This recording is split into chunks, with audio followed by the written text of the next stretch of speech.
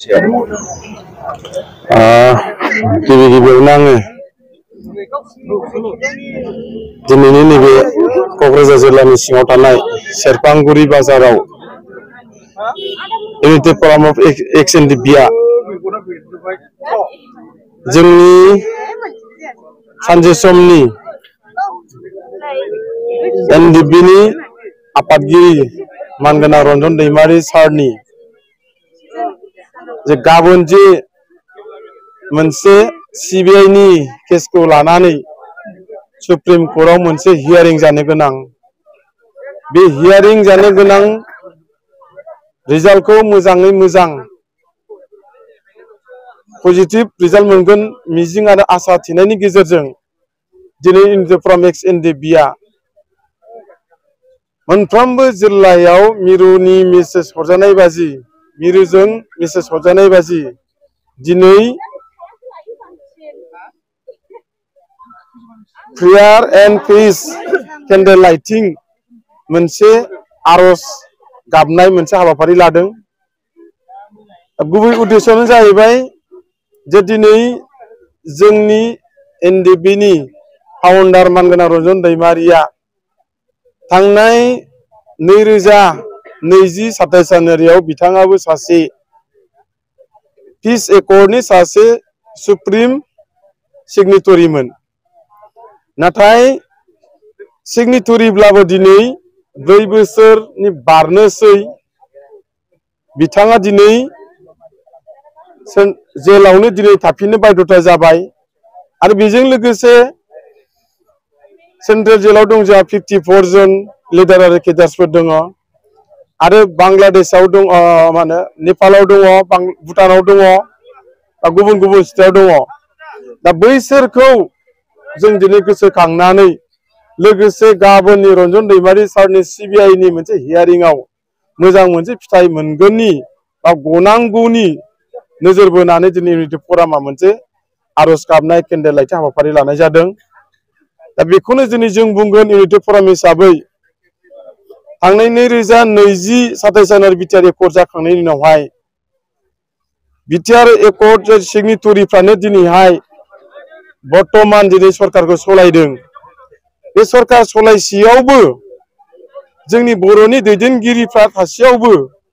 दिनै मानगोनां रन्जन दैमारि सारा सासे सिगनेटरिब्लाबो दिनै उदां अख्राङाव लाबोनो हायाखै बा गबोनो हायाखै। बेखौ लानानै जोङो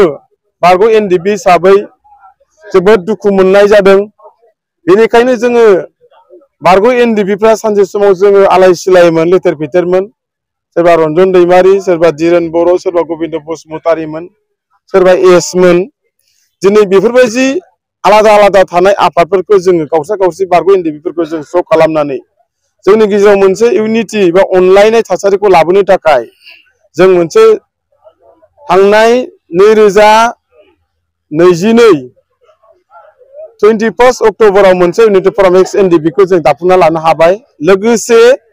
बे इउनिटि फराम एक्स एनडिपिआ रेजिस्ट्रेशनबो जाबाय। दा बे इउनिटि फराम एक्स एनडिपिनि जोंनि दानानै लानायनि गेजेरजोंनो जोङो जोंनि माखासे दैदेनगिरि लिडार्सफोरखौ दैमारि सारखौ लानायनि गेजेरजों जोङो दिनै जेसेबां हायो एसेबां जोङो नारानाथा जोङो दिल्लीसिम 2 टाइम थांबाय, जों सावरायबाय, मानो गवाखै एकर्ड जाखांनायनि उनावबो जों गोबांबार जों सावरायबाय। लोगोसे आसामनि चिफ मिनिस्टारजोंबो जोङो थांनाय 2013 आगस्टआव जों सावरायबाय दिनै रन्जन दैमारिखौ गनांगौनि थाखाय आरो माखासे जोंनि जेसेबांनाखि केसफोर दङ बेफोरखौ मोनसे फ्रि खालामनायनि थाखाय जों दिनै सावरायदों। नाथाय दिनै जाय बुस्थुखौ जोङो मावनाङामोन, जों दिनै इउनिटि फराम एक्स एनडिपि दानांगौनि प्रयोजनानो गैयामोन। दिनै जोंहा बिटिआर एकर्ड दानि दैदेनगिरि एपिपिएल सरकारनि मानगोनां प्रमद बर' दैदेननाय, डिपुटि चिफ गबिन्द बसुमतारी सारमोननि दैदेननाय बे एपिपिएल सरकारनि गेजेरजोंनो जोङो मिजिं थिदोंमोन जे जोंनि रन्जन दैमारिजों लोगोसे गासैबो लिडार केडार्सफ्रा जाहाथे उदां अख्राङाव फैनो होनना जों मिजिं थिदोंमोन। नाथाय दिनै जों नुवाखसै।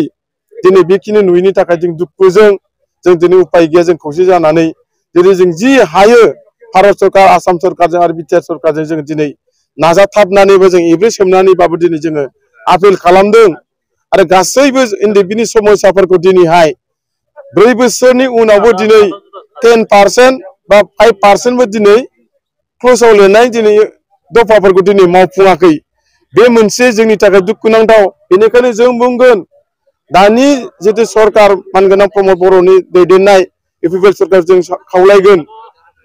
जेलाव थानाय गासैबो लिडार केडारफोरखौ उदांखौ लाबोनांगौ आरो एनडिपिनि जेसेबांनाखि क्ल'जफोर दङ गासैबो क्ल'जफोरखौ जाहाथे थाबैनो मावफुंना होनांगौ। बेखिनिखौ दिनै जोङो नैबे मानगोनां रन्जन दैमारि गाबोननि 15 मार्चआव 2024 बे दैरावा जानो गोनां हियारिंनि गेजेरजों हियारिंनि केन्डेल लाइटिं आर'ज गाबनायनि गेजेरजों दिनै जों सरकारनो बेखिनि मेसेजखौ जों हरबाय जाहाथे अननानै गुबुन जाथि दैदेनगिरि नङा गुबुन हारिनि सासे दैदेनगिरि नङा गावनिनो हारि गावनिनो जाथिनि सासे गोबाव सम आखायाव लाना हाथियार नांनाय सासे सेक्रिफाइस खालामनाय दैदेनगिरि बेखौ जुदि बिदा फंबाय गावनि भाई बागि न'खरनि फेमिलि साननानै प्रमद बर' बिथाङा बा बर'नि दैदेनगिरिफ्रा सरकाराव थानाय दैदेनगिरिफ्रा थाबैनो बे बोसोरावनो जाहाथे जों जुदि लाबोनो हायो बेखौ जों दिनै इउनाइटेड फराम एक्सन टिभिनिफ्राय जोङो दिनै गुरै जों खावलायनो थाबाय। जुदि बायसान्स जुदि जोंनि खावलायनायखौ जुदि जोंनि साननाय बायदि जुदि जाफुङाब्ला जों उपाय गैया सम आरो थासारिखौ लानानै जोङो खामानिखौ जों मावनो बाध्यता जागोन। बे खामानि मावनो थांनायाव जाहाथे दानि जुदि सरकारा जोंखौ बिनि थाखाय दाय होआ बेखौ दिनै जोङो स्पष्ट खालामखाबाय आरो उन समावहाय मिजिंथिदों बर' रायजो राजाफ्राबो बर'नि इन्टेलेक्सुयेलफ्राबो बर'नि दैदेनगिरि मेलेमजिबि बिथांमोनाबो रन्जन दैमारि सारखौ गहोनांगौनि थाखाय सेन्ट्रेल जेलाव थानाय दैदेनगिरि लिडारफोरखौ गहोनांगौनि थाखाय आरो माखासे केसफोरखौ फ्रि खालामना होनांगौनि थाखाय जाहाथे बयबो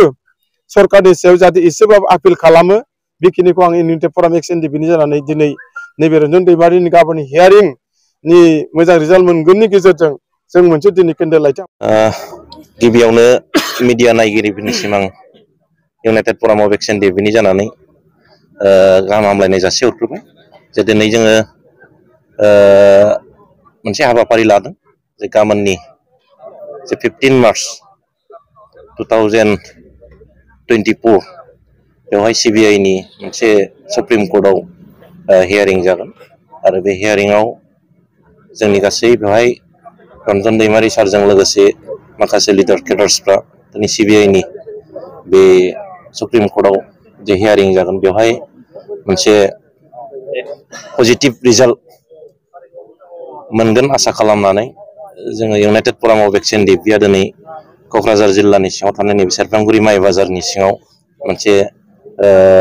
केन्डेल लाइटिं हाबाफारि लादों आरो